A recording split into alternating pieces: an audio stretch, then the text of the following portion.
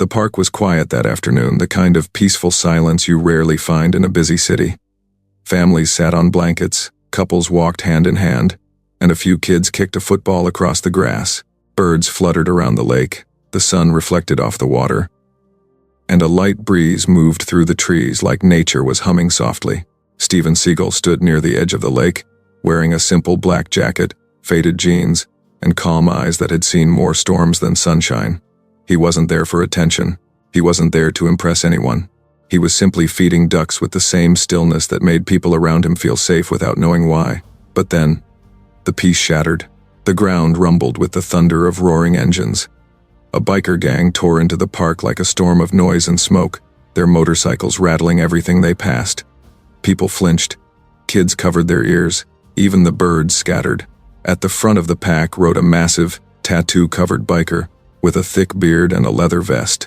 His name was Rex, the Rhino, and he enjoyed two things: attention and intimidation. He revved his engine louder than everyone else, making sure the entire park knew he had arrived. The bikers parked right in the middle of the walking path, blocking families and frightening children. Rex jumped off his motorcycle, grabbed a beer can from his saddlebag, and crushed it with one hand just to show off. His gang laughed loudly, pushing each other and yelling like the park belonged to them. A small boy, maybe 8 years old, dropped his football from fear. It rolled across the grass and stopped near the biker's boots. Steven noticed. Without hesitation, he bent down, picked up the ball, and began walking toward the child to return it. But Rex saw something else. He saw Steven stepping toward him slowly, calmly, without fear, and his ego twisted the moment into a threat. "What's this old man think he's doing?" Rex grunted, tossing aside his empty can. Before Steven could even hand the ball back to the boy, Rex stomped forward, grabbed Steven by the collar, and slammed him back against a tree. The entire park gasped. Parents froze. Kids screamed. Phones lifted into the air as people recorded. Rex leaned in, tightening his grip, eyes burning with arrogance. "You walk in my path again," he growled, "and I'll choke the life out of you, old man." But what Rex didn't know was that the man he had just grabbed was someone he should have never touched. And what happened next? No one in that park will ever forget. Riverside Park had always been the kind of place where people came to escape the noise of everyday life. It was wide, open, and peaceful, far enough from the main roads that the sound of traffic faded into nothing more than a distant hum. Children played tag near the big oak tree. Couples lounged on picnic blankets. Elderly men chatted on benches about old memories, and joggers traced the winding paths along the river. It was Sunday, the one day the city seemed to breathe slowly. Steven Seagal stood alone near the lakeside railing. No fanfare, no entourage, no cameras, just Steven, a small paper bag of bird seeds in one hand, tossing gentle handfuls into the water. He wore a simple black jacket, slightly faded jeans, and boots that had clearly lived through years of use. His posture was calm, almost meditative, his eyes steady and observant as if he saw everything without looking at anything. For a man known by the world, he moved like someone perfectly content being invisible. A family nearby snapped a quick photo, whispering to each other, unsure if it was really him. But Steven didn't turn. He didn't react. His silence blended him into the environment like another tree or stone or shadow. He was part of the peace, but peace never lasts long when ego arrives. The rumble began faintly, a low vibration under the ground that only the dogs noticed at first. A couple of joggers slowed, confused. Parents looked up. Kids stopped mid-play, listening, and then the quiet tremble grew louder, louder, louder, until it wasn't a rumble anymore. It was an invasion. A pack of motorcycles roared into the entrance of the park, engines screaming, exhausts spitting smoke like dragons breathing fire. People turned in shock as the noise ruptured the serenity. Birds erupted from the trees. Ducks scattered from the lake. The peaceful Sunday shattered like glass. At the head of the group rode Rex, the Rhino. He didn't get that nickname by accident. Rex was broad, thick-necked, tattooed from wrist to shoulder, with a beard so heavy it looked like it weighed more than his helmet. His leather vest was covered in patches, some earned, some stolen, all meant to signal dominance. He didn't ride into places. He arrived in them, expecting the earth to bow slightly beneath his feet. Behind him came 6 more bikers. each loud in their own way, revving engines, shouting, laughing, throwing crude jokes across the air. They tore across the grass instead of following the paved path. They didn't care about children nearby or families trying to enjoy their afternoon. Noise was their power. Intimidation was their fun. Rex screeched his motorcycle to a halt right in the middle of the open walkway.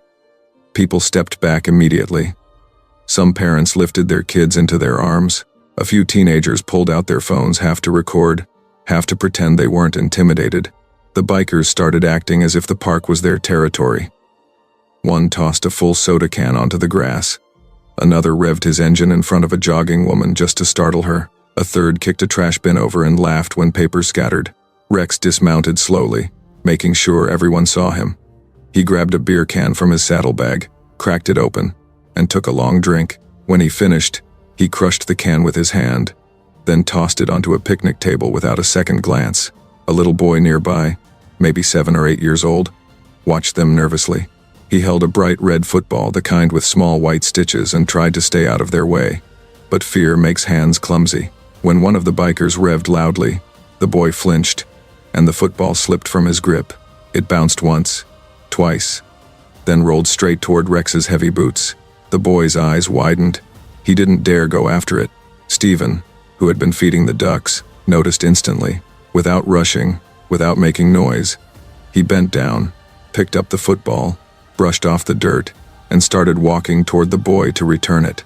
But perception is often the victim of ego. Rex saw Steven walking toward him, not the boy. To Rex's twisted mind, Steven's calm steps looked like defiance, like challenge, like disrespect. Rex wiped his mouth with the back of his hand and stepped forward, blocking Steven's path. His boots planted firmly on the grass as he stared straight into Steven's eyes. "You lost, Grandpa?" Rex sneered. Steven didn't raise his voice, didn't change his expression. "I'm returning this to the child," he said, lifting the ball slightly. Rex scoffed loudly so everyone could hear. "Oh, so you're a hero now? You think you can walk past my boys without showing respect?" Steven's voice remained steady. "I don't want trouble. Just doing what's right." Rex's lip curled. "What's right? Is you backing up before I teach you some manners?" Before anyone could react, Rex stepped closer, towering, loud, aggressive, completely unaware of the quiet storm he was provoking. "Before we continue, tell me in the comments, what should happen next? Fire the biker or forgive him? And salute to everyone who stays calm when others try to provoke them." The moment Rex stepped closer, the atmosphere in the park changed. The air grew heavy, as if the trees themselves were holding their breath. Parents pulled their children behind them. Couples backed away. A group of teenagers recording the scene whispered nervously, unsure whether they were about to witness a simple argument or something far worse. Steven stood still, the little red football still in his hand, the lace marks pressing lightly into his fingers. He didn't flinch. He didn't raise a hand. His breathing didn't even change, but Rex's ego couldn't comprehend calmness. To him, stillness wasn't peace, it was disrespect. Rex leaned forward, his breath thick with beer. "You deaf, old man," I said. "Back up." Steven's eyes didn't waver. "You should be careful how you speak in front of children." That single sentence, the gentle tone, the calmness. It infuriated Rex more than any insult could have. Rex snarled, "You think you're some kind of saint? You think standing there quietly makes you special?" One of the bikers hollered from behind, "Hey Rex, show him who runs the park." The gang laughed loudly, feeding Rex's ego like gasoline thrown onto a fire. Steven spoke again, voice soft but firm. "I'm not here to fight you. Let me return the ball." Rex grabbed Steven's jacket collar with one hand, yanking him forward so violently the football slipped from Steven's fingers and rolled across the grass again. The boy gasped. The parents gasped. Even the nearby ducks scattered at the sudden movement. Rex wasn't done. He shoved Steven hard against the trunk of a large oak tree. The bark cracked slightly under the force. "Now you're gonna listen," Rex growled, pressing his forearm across Steven's chest. "You don't walk into my space. You don't act calm when I'm talking to you. When I speak, people get scared. That's how this works." Steven looked at him. Not angry, not intimidated, almost disappointed. "Fear isn't respect," Steven said quietly. "But I don't think you understand that." Rex's face twisted with rage. "Oh, I'll make you understand." With that, he shifted his weight and wrapped his thick, tattooed arm around Steven's neck, tightening it in a choking hold. His bicep bulged as he squeezed. Determined to prove his dominance, gasps erupted from every corner of the park. A woman screamed. A man yelled, "Hey! Stop! What are you doing?" But none of the bystanders dared to intervene. The image of the biker gang, the tattoos, the roaring engines, it scared them into silence. Steven didn't struggle. He didn't claw at Rex's arm. He didn't even tense his muscles. He simply placed one hand lightly on Rex's wrist, as if guiding a child instead of stopping an assault. "You should let go now," Steven said softly, his voice steady even as Rex tightened the choke. Rex laughed wildly, spit flying. "Oh yeah? And if I don't, you gonna call the police? You gonna cry for help?" "No," Steven said. "You might just hurt yourself." This only made Rex angrier. He squeezed harder. Steven's feet lifted slightly off the ground. Nearby, a couple of joggers stopped dead in their tracks. A man took out his phone with shaking hands, whispering, "Someone call the cops." The little boy who owned the football clung to his mother, tears filling his eyes. Rex's gang cheered him on. "Choke him out. Teach him not to look at us. Make him beg." But Steven's expression didn't change. He didn't panic. His breathing remained calm, measured, controlled. "Last warning," Steven said quietly. "For your own sake." Rex roared, "Shut up." He tried to tighten the choke even more, but something unexpected happened, something Rex couldn't comprehend. Steven shifted. It was subtle. A tiny movement of his feet, a slight turn of his hips, a gentle twist of his wrist. No one even understood what they were seeing. One moment, Rex had Steven in a chokehold. The next moment, Steven had Rex's wrist twisted backward in a way that shouldn't have been possible. Rex screamed. A raw, guttural sound tore from his throat as pain shot up his arm. His knee buckled. His balance broke. His entire body twisted uncontrollably as Steven guided his momentum with effortless precision. The crowd gasped again, louder this time. There was no punch, no kick, no dramatic martial arts flip, just a simple, controlled movement that disarmed Rex instantly. Rex stumbled backward, clutching his wrist in agony. His face turned pale. Shock replaced arrogance. Confusion replaced rage. What the hell? What did you do?" Rex groaned, breath rapid, eyes wide with fear. Steven lowered his hands, unbothered, as calm as when he had been feeding the ducks moments earlier. "I used your force against you," Steven said softly. "You're angry. Anger makes you reckless." The bikers stepped back. Even they were stunned. The toughest among them muttered, "Yo, Rex, you okay?" Rex stared at Steven in disbelief, his bravado cracking. He had never been handled like that. Not by a bigger man, not by a trained fighter, and certainly not by someone who never fought back. The entire park watched in stunned silence. No one cheered, no one laughed, no one moved. The only sound was the quiet rustling of leaves overhead, as if the park itself was exhaling. Steven stepped away from Rex and quietly picked up the red football again. He brushed the dirt off it, then looked toward the frightened child. But before he could return it to the boy, a new sound appeared in the distant sirens. 2 park officers were running toward the source of the commotion, and the moment Rex saw them, his face drained even further. His regret was only beginning. For a long moment, the park stood frozen. Not a whisper, not a shuffle, not even the flap of a bird's wing moved through the air. The shock was too thick. Everyone was processing what they had just witnessed. Rex, the rhino, known for breaking noses and threatening anyone who crossed him, stood hunched over, clutching his wrist like a wounded animal. His chest heaved. His eyes twitched in confusion. He didn't understand what had happened. 1 second he was in full control, choking an older man he expected to collapse. And the next, he was powerless, undone by a tiny movement he hadn't even seen. The bikers behind him shuffled uncomfortably. They weren't used to seeing their leader stumble, let alone yelp in pain. One of them muttered, "Dude." He didn't even fight back. Another whispered, "Bro." Rex just got folded by an old guy. The laughter they carried earlier evaporated into pure discomfort. A few steps away, Steven stood calmly, brushing dirt off the little red football. Not triumphantly, not arrogantly, just quietly, like someone who had handled a minor inconvenience rather than a violent assault. The little boy who owned the ball peeked from behind his mother's leg.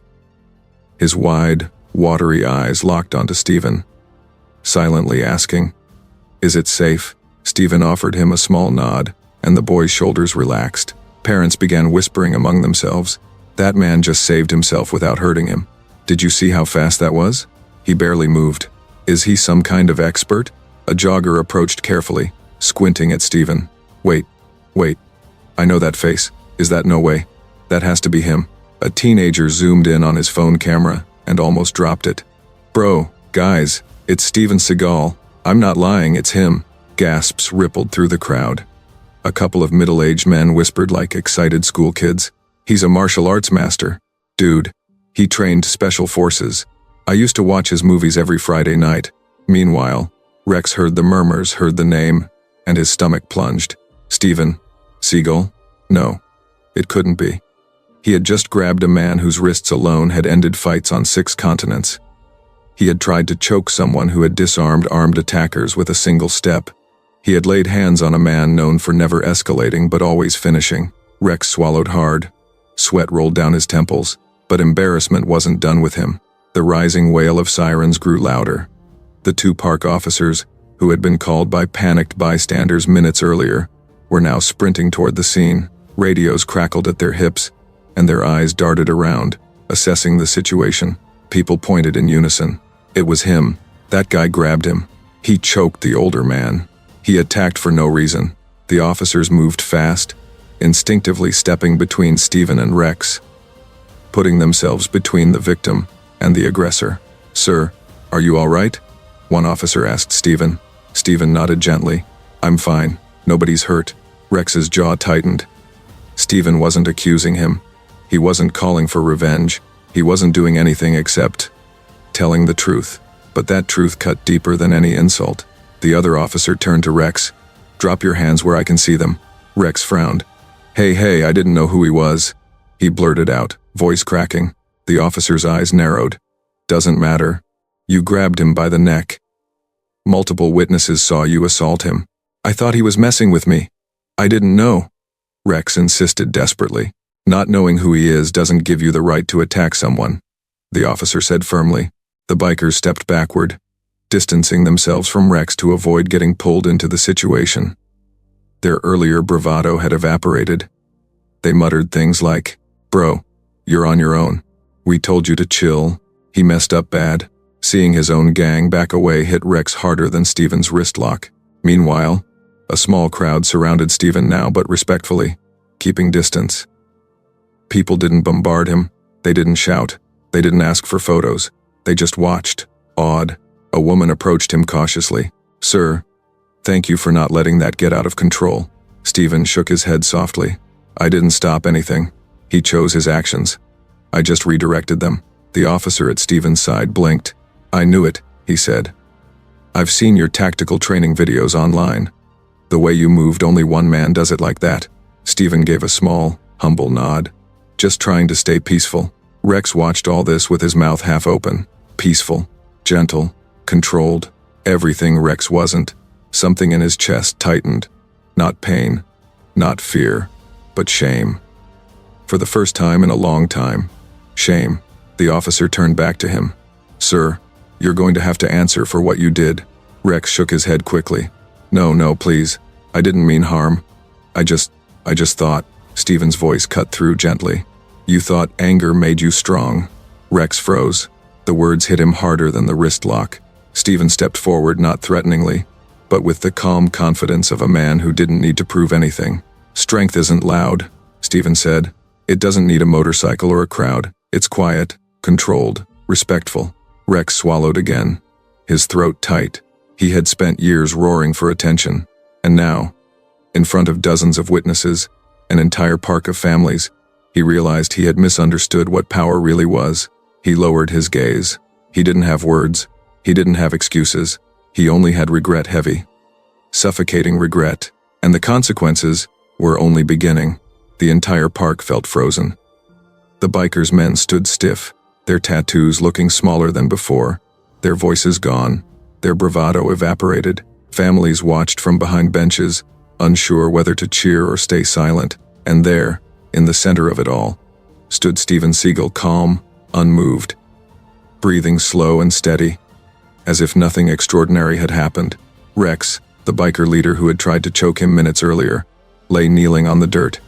His forehead was sweaty, his breath trembling, his hands hovering in the air, not in defense, but in surrender. The massive man who moments earlier roared like a monster now looked like a frightened child caught stealing. "Stand up," Steven said quietly. His voice wasn't loud. It didn't need to be. The authority in it was stronger than any shout. Rex slowly rose, eyes downcast, unable to meet Steven's gaze. His men exchanged quick looks, unsure whether to pull Rex away or run for help or whether to simply vanish entirely. Steven studied all of them. Not with anger, but with a heavy, almost disappointed silence. "Why did you attack that boy?" Steven asked, nodding toward the teen who still stood with his parents, clutching his bruised wrist. Rex swallowed, but words stuck in his throat. One of his men muttered, He bumped into Rex's bike." Steven raised an eyebrow.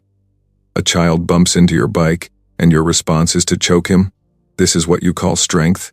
Rex finally lifted his head, shame twisting across his face. I don't know, man. I was having a bad day. Lost my job. My girl left. My brother's here. They were watching. I didn't want to look weak." Steven stared at him for a long moment, and then he said something none of them expected. "Hurting others doesn't make you strong. Controlling yourself does." The words landed heavier than any punch. Rex blinked, caught off guard. He expected threats, insults, maybe even revenge. Not wisdom, not compassion. Steven stepped closer, forcing Rex to look him in the eyes. "You attacked a child. You attacked me. You nearly destroyed a moment that was supposed to be peaceful." Rex lowered his head again. "But," Steven continued, "I've met thousands of men like you. Angry on the outside, broken on the inside. It doesn't have to stay that way." Rex's lip trembled slightly. His men looked stunned. No one had ever spoken to them like that, not without fear. The boy's father stepped forward. "Sir, he hurt my son. There should be consequences." Steven nodded. "There will be." He turned to Rex. "You're going to apologize. Not because I'm telling you to, but because it's the first step toward being someone worth respecting." Rex's chest rose and fell quickly. His pride fought the words. His ego shook. But the eyes of the boy, his parents, and even his biker crew weighed on him like mountains. Finally, he walked slowly toward the family. The crowd held its breath. Rex knelt in front of the boy, a sight no one expected. His voice cracked. "Kid, I'm sorry. I'm real sorry. I shouldn't have touched you. I acted like a fool." The boy glanced at Steven, who nodded gently. "It's okay," the boy whispered. "Just don't hurt anyone again." Rex's eyes shimmered, and he stood, wiping his face quickly so his crew wouldn't see. Steven stepped beside him. "Good. Now the second consequence." Rex looked confused. "There's more?" "Absolutely," Steven said. "You and your men will spend the rest of the day cleaning this park. Trash, benches, graffiti, everything." One biker scoffed. "We're not janitors." Steven stared at him. "You became cowards the moment you attacked a child. Today, you earn back a piece of your humanity." The biker swallowed hard and fell silent. Rex nodded slowly. "Yeah, we'll do it. All of us." Steven stepped back, letting the weight of the moment settle. Children peeked from behind swings. Parents exchanged surprised, relieved looks. People who had recorded earlier kept filming, but now with admiration instead of fear. As the bikers grabbed bags and tools from their bikes, Rex approached Steven one last time. "Why didn't you humiliate me?" he asked quietly. "Most men would have." Steven placed a hand on his shoulder. "Because I don't fight to destroy people. I fight to wake them up." Rex nodded slowly, something shifting inside him, something that looked suspiciously like respect. Steven turned toward the path, walking away as though the entire confrontation meant nothing. But everyone watching knew differently. He had just changed the ending of a story that could have turned tragic. And he didn't do it with fists. He did it with strength, the kind that comes from character. The sun had begun to lower, casting warm orange streaks across the park as Steven walked away from the scene. But behind him, something remarkable was happening, something even he hadn't expected to witness so quickly. Rex and his biker crew, the same men who strutted in like they owned the place, were now scattered around the park with trash bags, gloves, and old brooms. Their tattoos glistened with sweat, their boots stumbled over uneven ground, their loud voices had gone quiet, replaced with focused grunts and the sound of scraping. Families who earlier hid behind benches now watched openly. A mother whispered, "Are they cleaning?" A father chuckled, "Looks like it." Kids who had cried only minutes earlier now pointed, stunned.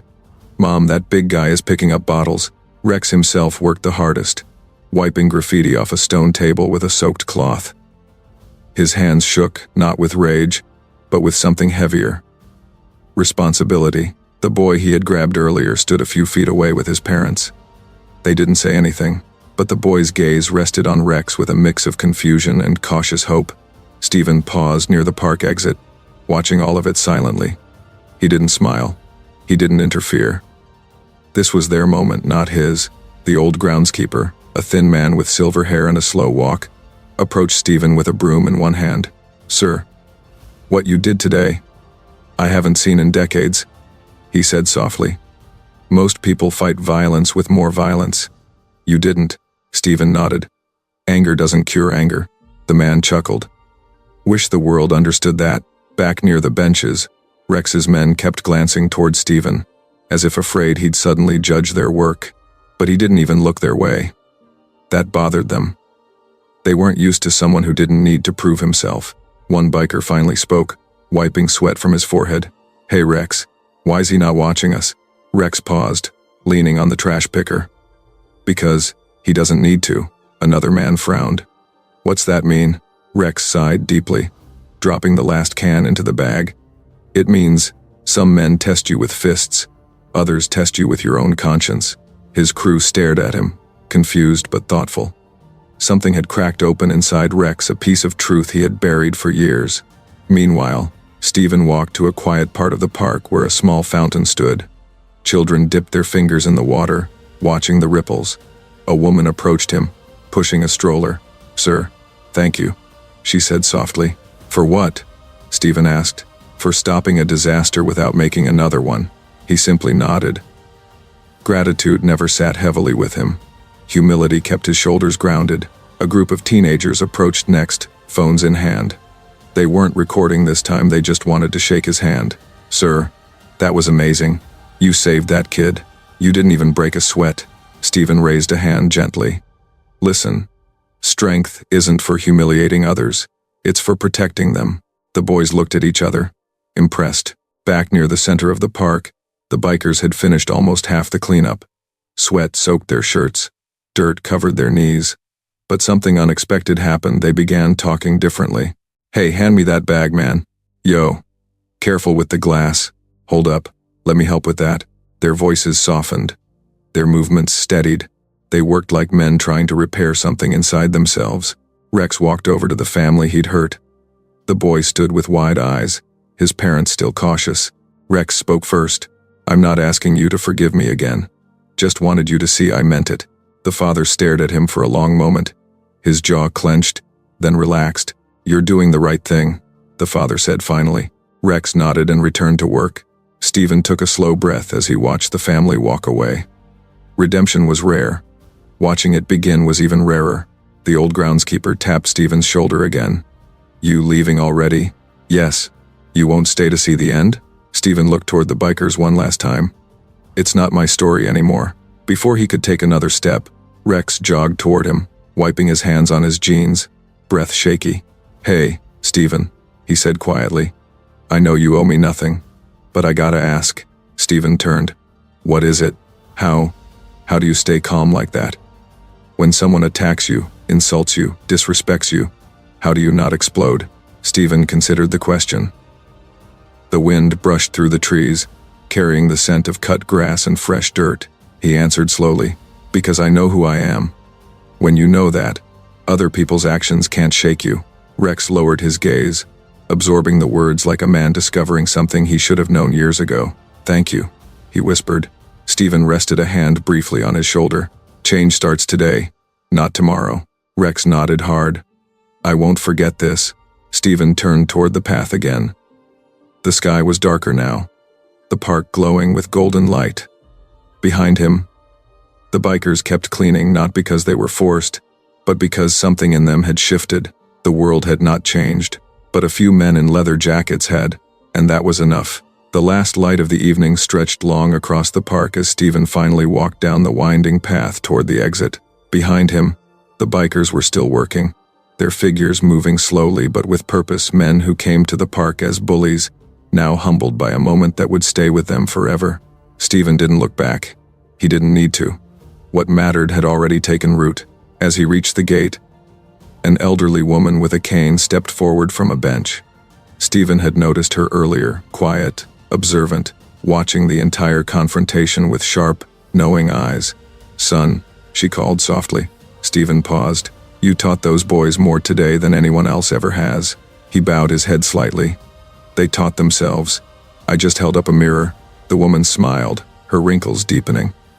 "Most men don't carry mirrors. They carry weapons." Steven nodded once, then continued toward the path, but her words stayed with him. Because she was right. The world had plenty of fists, hardly any reflection. A few steps later, he passed the young boy and his parents again. The mother hugged her child tightly, tears drying on her cheeks. The boy gave Steven a shy wave.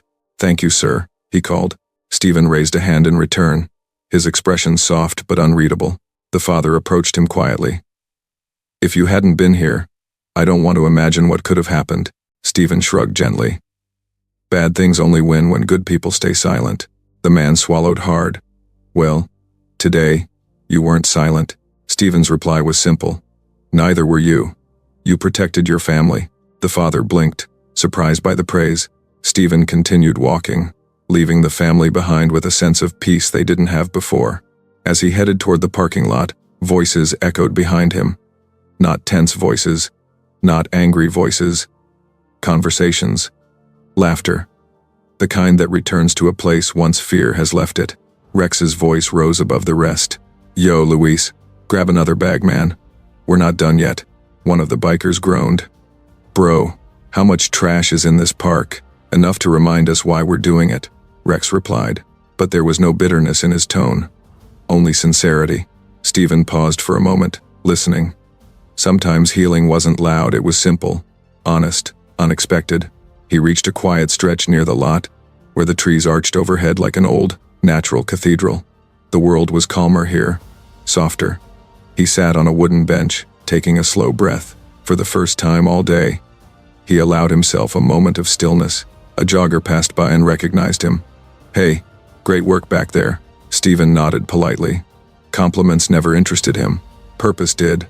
The jogger added, "Most people would have fought back the same way." Steven opened his eyes. "If I did, I'd only be feeding the fire." "What'd you feed instead?" the jogger asked. Steven stood and began walking again. A chance. The jogger didn't fully understand, but he knew it meant something important. As he reached his car, the sky dimmed to deep blue, and early stars began to appear.